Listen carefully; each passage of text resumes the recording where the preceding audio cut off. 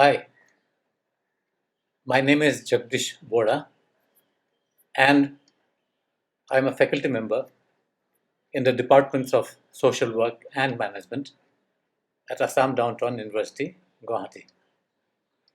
My specialization is human resource management, and I'm glad to be here today to take you through the subject of organizational behavior. In the last lesson, we have seen how the foundation of organizational behavior was laid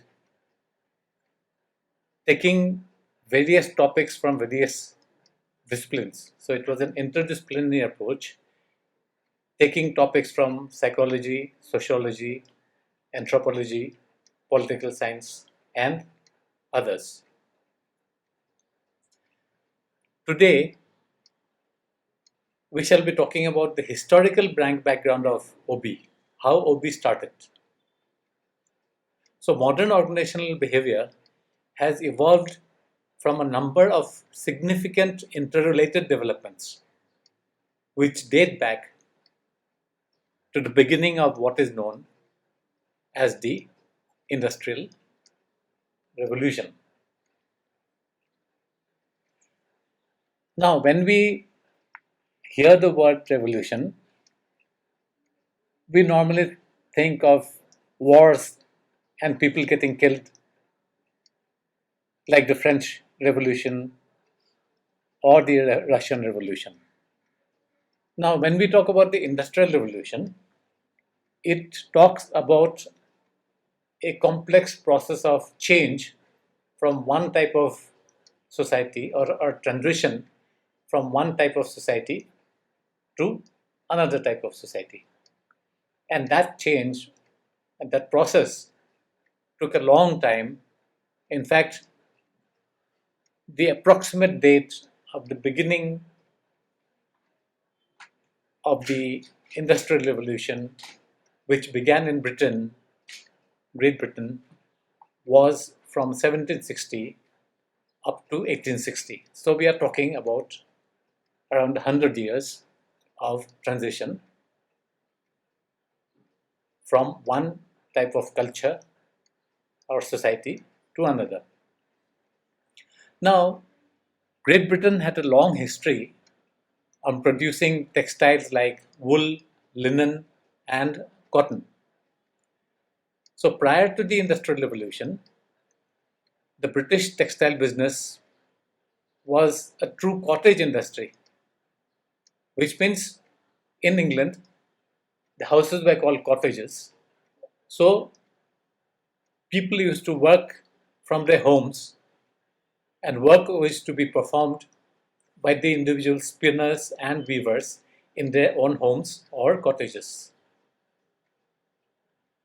Now, the process of change from an agrarian and handicraft economy to one dominated by industry and machine manufacturing, which changed the way of life of people through technological, socio-economic, and cultural evil and change, is what the Industrial Revolution is about. So the transition included going from hand production methods to machines. It included the increasing use of steam power and water power, the development of machine tools, and the rise of the mechanized factory system. As we said earlier, it began in Britain in the 18th century, and then from Britain it spread to other parts of the world, and industrialization.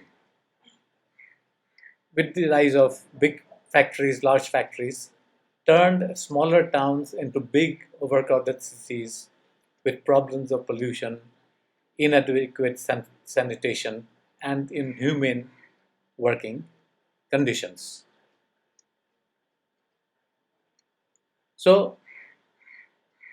the main features of the Industrial Revolution, from a rural economy of farming and home or cottage manufacturing to factory manufacturing and the industrial way of life. Use of new basic materials like iron and steel, because to set up the factories, to make new machinery, iron was required, steel was required. So these were new basic materials which were not normally used so frequently in the past. Then there was use of new energy sources such as coal, the steam engine, and electricity. As we said in the beginning, Britain was very famous for textiles in those days. In fact, it was a leader for textile manufacturing.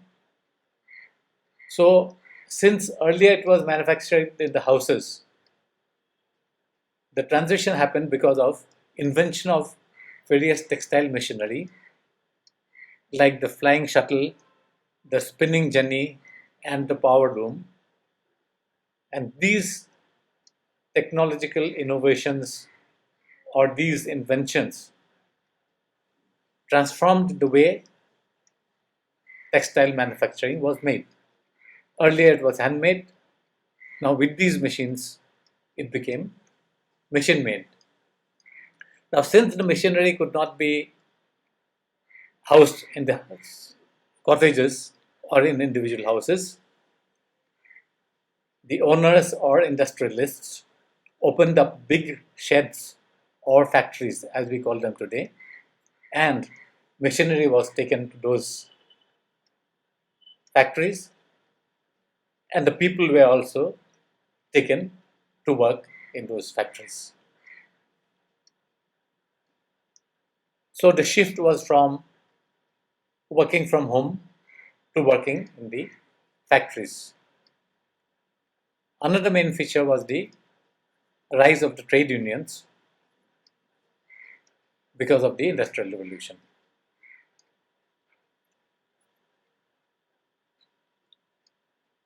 So from home production to factory system,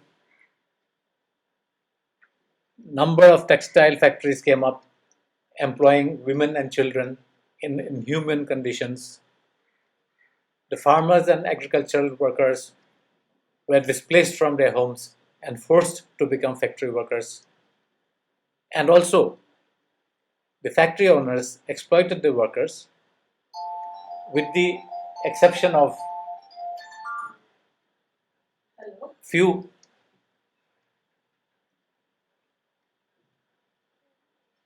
industrialists like Robert Owen and John Cadbury. Now, you would have heard the name of John Cadbury because he was the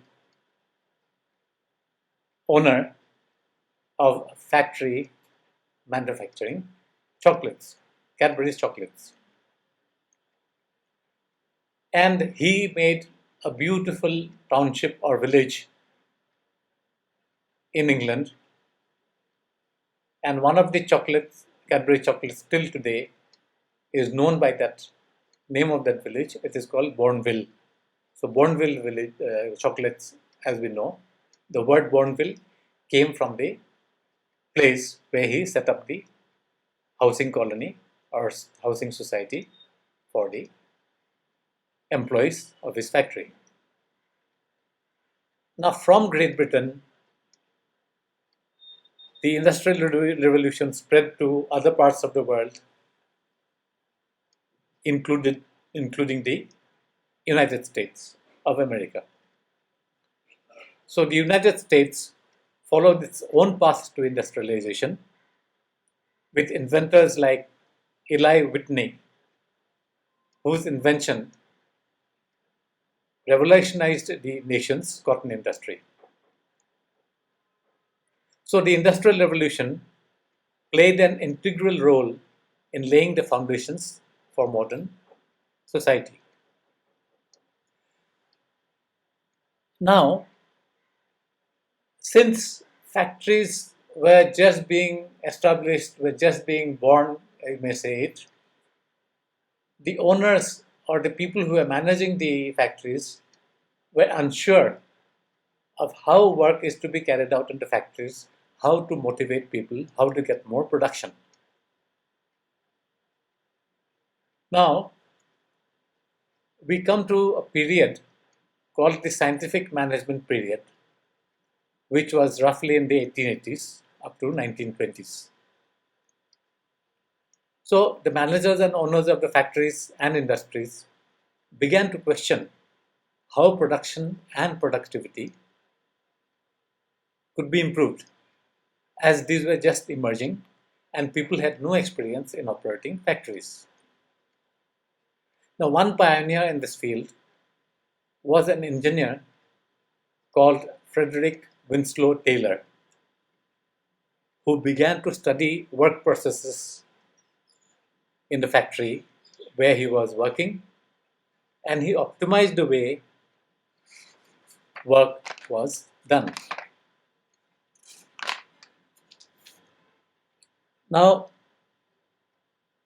in 1909, he published the principles of scientific management, and he is now known as the father of scientific management. So, what were the basic principles of scientific management? That there should be a scientific selection of the right person for the job. The person should be trained to perform his job in a scientific manner, and every work should be scientifically performed and not haphazard. Now, there were other leaders in the scientific movement also. Some of them were Henry Gantt, Frank Gilbert, and his wife, Dr. Lillian Gilbert. So, Frederick Taylor's four principles were: use scientific method to study work and determine the most efficient way, match the workers to the jobs and train them, monitor the work performance, and provide instructions and supervisions to the workers. Managers should do planning and training so that workers are made efficient. He was also responsible for devising an incentive system of wages for workers, which is or was still in use till recently. And he introduced time and motion studies, which was a precursor